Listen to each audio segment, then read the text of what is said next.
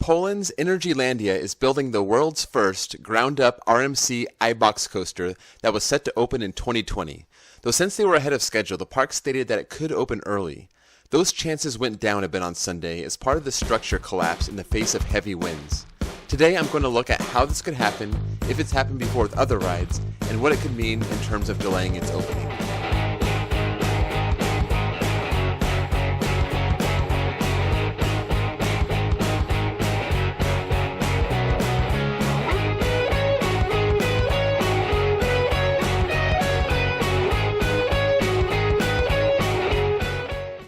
So when I first saw this, my first thought was, how could this happen? Shouldn't the structure at any point in time be strong enough to withstand the elements? I read reports that the wind in the area got as high as almost 70 miles per hour. This was the highest. Others said that it was around 62 miles per hour. This wind is no joke, but when you think about the coasters that have survived hurricanes in Florida or the Gulf Coast area, they have to withstand winds between 85 to 140 miles per hour. In terms of wooden coasters, Orlando's White Lightning and Mindblower stood up to Hurricane Irma in 2017. By the time that storm made it to Orlando, it was blowing around 85 miles per hour. Probably the best example would be Boardwalk Bullet at Kemah Boardwalk in the Houston area, and that took a direct hit from Hurricane Ike in 2008. It withstood 110 mile per hour winds that actually destroyed the rest of the park, but the coaster was unharmed. So Zadra's 62 to 70 mile per hour condition seems mild in comparison. One seemingly logical explanation is that the complete structure is naturally much stronger as every piece of the coaster is designed to support the rest of it. There were 3 peaks of the structure that were affected, including the tallest one that looks like it's where the big turnaround would be.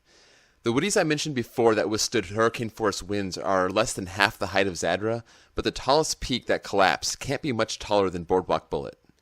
Assuming that there weren't any actual design or construction flaws with the structure up to that point, it makes sense that the other side of those peaks, especially the tallest one, along with the track work, would make the structure strong enough to withstand the harsher conditions. But while the structure is incomplete and vulnerable, it makes sense that there should have been some kind of temporary bracing at the top to prevent this type of thing from happening. If the top fails, it could cause a chain reaction down towards the bottom, which looks like that's what happened here.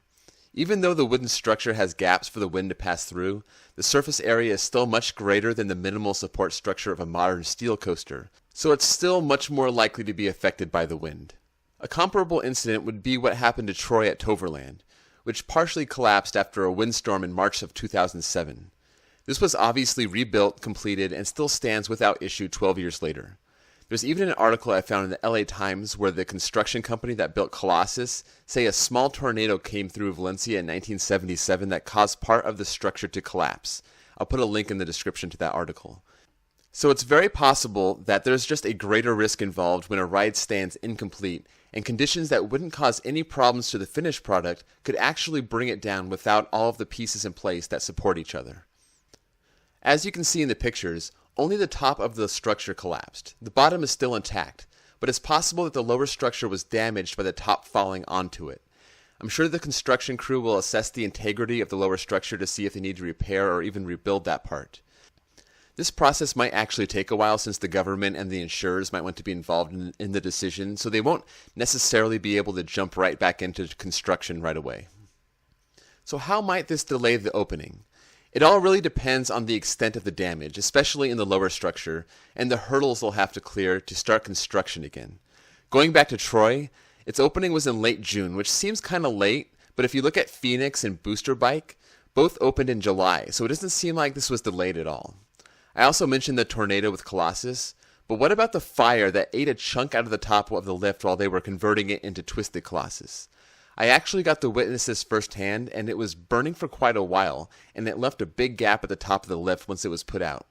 So despite the setback in September of 2014, Twisted Colossus was ready for Memorial Day weekend in 2015.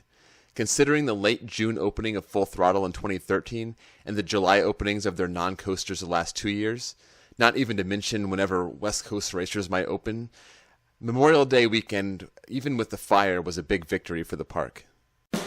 So ultimately, this was unfortunate, but it wasn't unprecedented. And if there was a design flaw, hopefully this will make them correct it.